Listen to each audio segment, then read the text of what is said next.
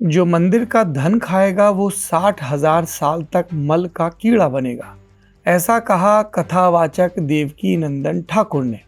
अब अयोध्या के राम मंदिर के कथित धन गबन के आरोपियों को इन तथाकथित संतों का शाप लगे न लगे, एसआईटी का ताप लग सकता है। इन सब के बीच उत्तर प्रदेश के मुख्यमंत्री योगी आदित्यनाथ शुक्रवार 19 जून को अयोध्या पहुंचे और ये ऐलान किया। मेरी अपील होगी सभी राम भक्तों से, अयोध्या के बारे में जो समाचार पत्रों में सुनने को मिला, हम लोगों ने ट्रस्ट के अनुरोध पर एसआईटी जांच बिठाई है और मैं उन्हें इस बात के लिए कह सकता हूं कि एसआईटी जांच दूध का दूध और पानी का पानी करके रहेगी, उसमें कोई संदेह नहीं। लेकिन मैं सभी से इस बारे में अनुरोध करूंगा, सभी पक्षों से कहूंगा कि कोई भी ऐसी अनर्गल टिप्पणी और बातें न हो जो राम भक्तों की भावनाओं को आहत करती हो, राम भक्तों की भावनाओं को आहत करती हो। अगर किसी के पास कोई डॉक्यूमेंट्री प्रूफ है, वे कृपया एसआईटी को उपलब्ध करवा दें। मुख्यमंत्री कह रहे हैं कि अगर किसी के पास सुराग है तो एसआईटी को बताए। आलोचक पूछ रहे हैं कि हल्ला कटने का इंतजार कर रहे थे क्या? सरकार की नाक के नीचे अयोध्या के राम मंदिर में बड़े पैमाने पर चंदा चोरी होती रही, अनियमितता होती रही और सब खामोश बने रहे। आज इसके बारे में विस्तार से बात करेंगे। नमस्ते, मेरा नाम सौरभ द्विवेदी है और अगले कुछ मिनटों में हम समझने की कोशिश करेंगे कि आईएएस विजय विश्वास पंत की अगुवाई में चल रही एसआईटी जांच से ताज़ा अपडेट क्या है, राम मंदिर दरबार में चंदा गिनने संभालने के सिस्टम में क्या बड़ी कमियां सामने आई, इस पूरे विवाद पर संघ के अंदर क्या खलबली मची है। सबसे पहले ताज़ा अपडेट्स। 13 जून को गठित एसआईटी यानी स्पेशल इन्वेस्टिगेशन टीम ने पिछले 6 दिन में बैंक, टीसीएस यानी टाटा कंसल्टेंसी सर्विस, मंदिर कर्मचारी और रामलला को जेवर चढ़ाने वाले श्रद्धालुओं समेत करीब 100 लोगों के बयान दर्ज किए। बीते 11 महीनों के दस्तावेजों की जांच के बाद एसआईटी को 4 बड़ी गड़बड़ियां अब तक मिली हैं। पहली, दानपात्र से नकदी निकालने, ऑफिस लाने और गिनने की पूरी प्रक्रिया असुरक्षित है और पारदर्शी नहीं है। दूसरी, क्वार्टरली यानी हर 3 महीने में होने वाली बैठक में नकदी का ब्यौरा तो दिया जाता था, लेकिन भक्तों के चढ़ाए सोने चांदी के जेवरात का कोई पुख्ता रिकॉर्ड नहीं मिला। तीसरा, सुरक्षा गार्ड कर्मचारियों की नियुक्ति और सामग्री खरीद के टेंडर में गड़बड़ी मिली। चौथा, प्रभावशाली सदस्यों को ने अपने रिश्तेदारों को नौकरी पर रखा है, ये बात भी सामने आई। इससे इतर श्रद्धालुओं के दर्शन, प्रसाद और सीता रसोई में भोजन वितरण से लेकर क्राउड मैनेजमेंट में भी खामियां पाई गई। एसआईटी की शुरुआती प्रिलिमिनरी रिपोर्ट सूत्रों के मुताबिक 1-2 दिन में सामने आ जाएगी। फाइनल रिपोर्ट अगले हफ्ते तक आ सकती है। हालांकि देखना यह है कि इसमें बड़े माननीयों पर सवाल उठेगा कि नहीं। पुलिस को अभी तक इस मामले में कोई औपचारिक फॉर्मल शिकायत नहीं मिली है, ये भी एक तथ्य है। इस एसआईटी की अध्यक्षता हमने आपको बताया लखनऊ के मंडलायुक्त विजय विश्वास पंत कर रहे हैं। 2004 बैच के आईएएस अधिकारी हैं, योगी आदित्यनाथ सरकार के खास और विश्वस्त हैं, कुंभ के मैनेजमेंट से भी जुड़े रहे हैं। पंत के बाद इस सूची में एसआईटी की दूसरा नाम है लखनऊ रेंज के आईजी किरण एस का, जो 2008 बैच के हैं। हाल ही में सीबीआई और इंटरपोल में अपना डेपुटेशन पूरा करने के बाद यूपी काडर में लौटे। तीसरे मेंबर वित्त विभाग के विशेष सचिव नील रतन कुमार, जिन्हें राज्य के वित्त एवं लेखा संवर्ग में 36 साल से ज्यादा का अनुभव है। यही एसआईटी है जो गड़बड़ियों की जांच कर रही है।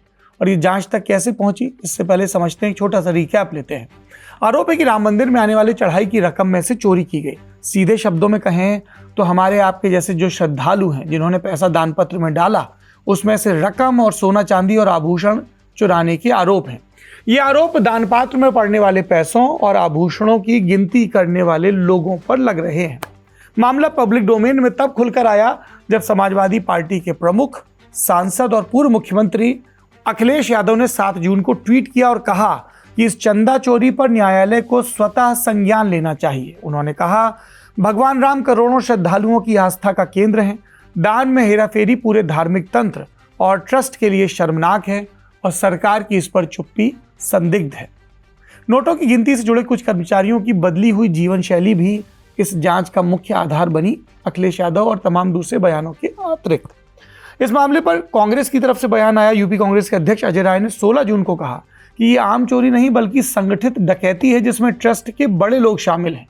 उन्होंने आरोप लगाया मंदिर बनने से पहले जो शिला पूजन हुआ था उसके 1400 करोड़ रुपए के चंदे का आज तक कोई हिसाब दिया ही नहीं किया। उन्होंने ये भी कहा कि सरकार का एसआईटी बनाना इस बात का सबूत है कि घोटाला हुआ है। एसआईटी को ढोंग बताते हुए उन्होंने मांग की कि पूरे मामले की जांच हाईकोर्ट के किसी सिटिंग जज से कराई जाए। इस पूरे प्रकरण में सबसे ज्यादा उंगलियां उठ रही हैं राम मंदिर ट्रस्ट के महासचिव चंपत राय की भूमिका को लेकर। अलग अलग बातें सामने आ रही हैं। स्टेट बैंक ऑफ इंडिया के अधिकारियों ने माना कि चढ़ावा गिनने के लिए जो संविदा कर्मी रखे गए वो चंपत राय के कहने पर रखे गए। अधिकारियों के अनुसार उन तक जितनी राशि पहुंचती है वो जमा कर लेते हैं। आने तक रास्ते में क्या होता है इसकी उन्हें जानकारी नहीं होती है।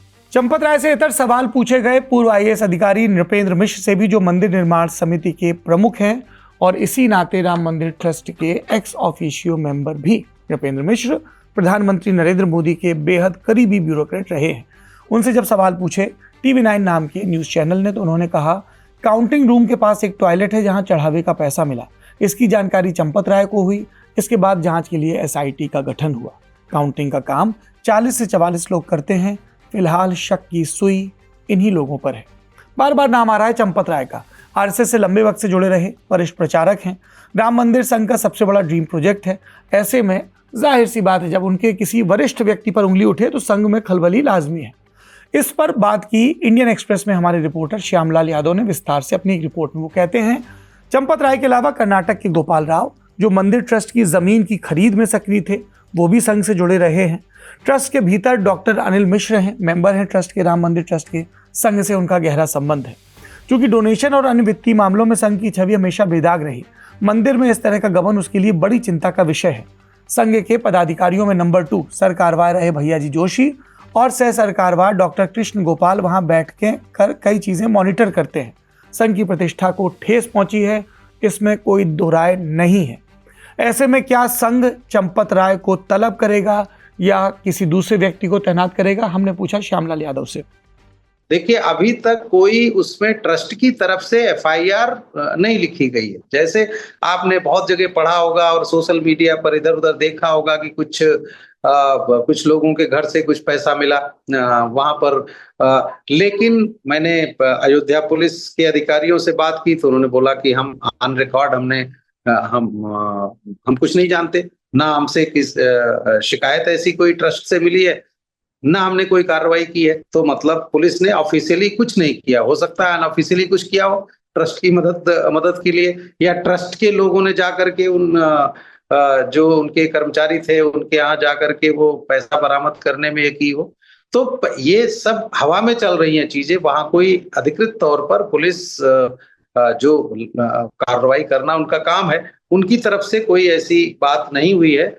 तो कार्रवाई, आप चंपत राय पर कार्रवाई की बात कर रहे हैं। चंपत राय कोई वो जो संघ की हायरार्की और विश्व हिंदू परिषद की हायरार्की है, वो उसमें कोई मामूली आदमी नहीं है। अब उनकी अवस्था भी हो गई है तो हो सकता है प्रबंधन में कुछ ये खामियां तो हुई हैं, ये सबको पता चली गया।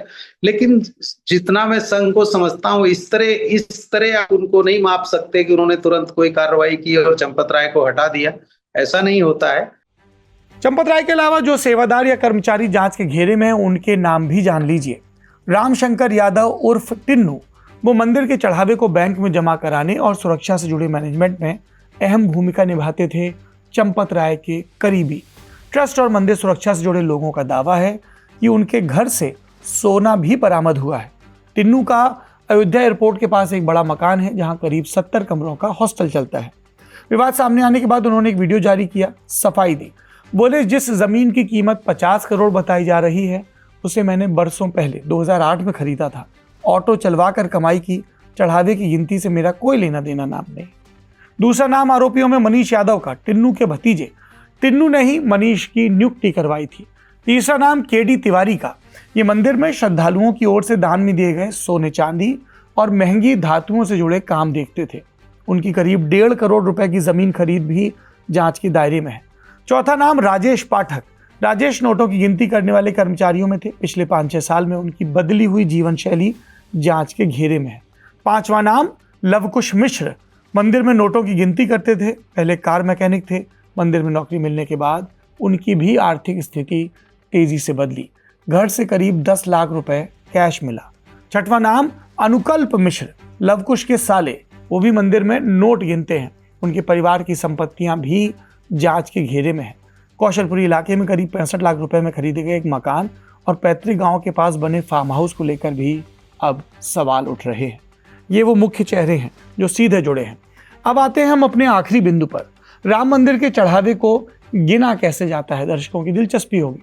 मंदिर के पास एक पिलग्रिम फैसिलिटेशन सेंटर है। ये सेंटर मुख्य राम मंदिर से सिर्फ 200 मीटर की दूरी पर है और इसी के बेसमेंट में एक हाईटेक काउंटिंग रूम है। हर दिन मंदिर में करीब 1 लाख भक्त आते हैं। रोज का चढ़ावा अमूमन 8 लाख से 13 लाख रुपए तक होता है। विशेष मौकों पर यह आंकड़ा 50 से 60 लाख रुपए रोज तक पहुंच जाता है। Indian express reporter Shyamlal Yadav बताते हैं, पैसों को गिनने के लिए 2 शिफ्ट में काम होता है। 35 दान पात्र हैं जिन्हें भरने पर कम से कम 4 लोगों की मौजूदगी में इन्हें खाली किया जाता है।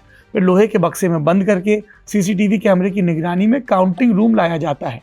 यहाँ काम करने वाले लोग बाहर नहीं जा सकते, खाना पीना सब अंदर ही मिलता है।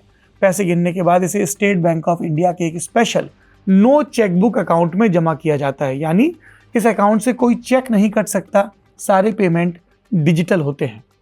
तो देखने में सिस्टम बड़ा कड़ा है। इसके बावजूद ट्रस्ट के अंदर के ही कुछ लोगों का कहना है कि कर्मचारियों की भर्ती में सही से जांच पड़ताल नहीं हुई, पैरवी चली, भाई भतीजावाद चला, कई लोगों को रख लिया गया, जो इस समस्या की असली जड़ है। दूसरे मंदिरों में, बड़े मंदिरों में ये सिस्टम दान का कैसे काम करता है?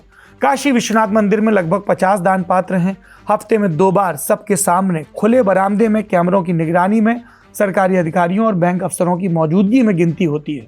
वहाँ सेवादार महिलाएं मुफ्त में पैसे गिनती हैं, पारदर्शिता रहती है। विंध्याचल के मंदिर में 2016 में एक बार चोरी का मामला आया था, लेकिन सीसीटीवी की वजह से तुरंत चोर पकड़ा गया था और एफआईआर दर्ज हुई थी। तो सॉल्यूशन क्या है इस पूरी समस्या का? राम मंदिर निर्माण समिति के मुखिया, जिनका पहले भी जिक्र आया, नृपेंद्र मिश्र, उनका कहना है कि मंदिर के मैनेजमेंट के लिए तुरंत एक फुल टाइम सीईओ यानी चीफ एग्जीक्यूटिव ऑफिसर की नियुक्ति की जानी चाहिए।